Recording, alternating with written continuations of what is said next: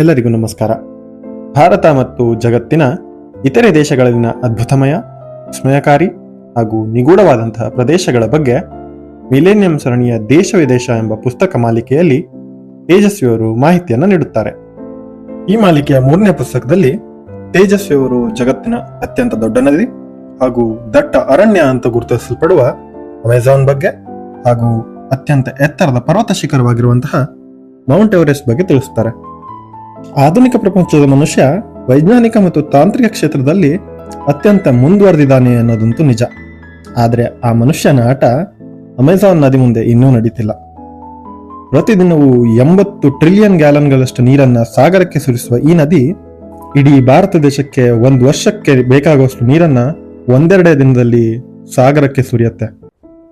ಈ ಪುಸ್ತಕದಲ್ಲಿ ತೇಜಸ್ವಿಯವರು ಅಮೆಜಾನ್ ನದಿಯ ಉಗಮ, ಹರಿವು, ಪಥ ಹಾಗೂ ಉಪನದಿಗಳ ಬಗ್ಗೆ ತಿಳಿಸ್ತಾರಲ್ಲದೆ ಈ ನದಿಯ ಅಸಾಮಾನ್ಯ ಶಕ್ತಿ ಸಾಮರ್ಥ್ಯಗಳ ಬಗ್ಗೆಯೂ ತಿಳಿಸ್ತಾರೆ.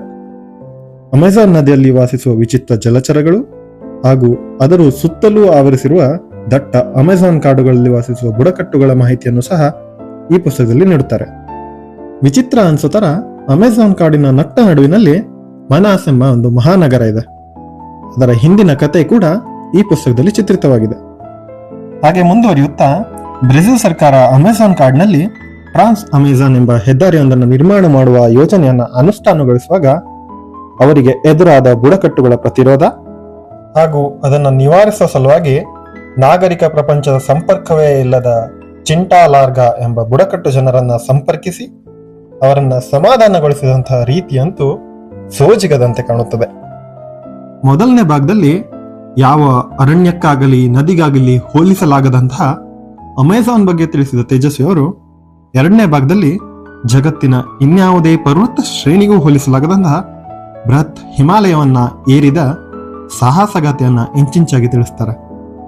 ಇವತ್ತಿನ ದಿನಗಳಲ್ಲಿ ಮೌಂಟ್ ಎವರೆಸ್ಟ್ ಚಾರಣ ಮಾಡಲಿಕ್ಕೆ ಸಾವಿರಾರು ಪರ್ವತಾರೋಹಿಗಳು ಪ್ರತಿ ವರ್ಷ ಹೋಗ್ತಾರೆ. ಅದರಲ್ಲೂ ಕೂಡ ಯಶಸ್ವಿಯಾಗಿ ಮುಗಿಸುವವರು ಕೆಲವು.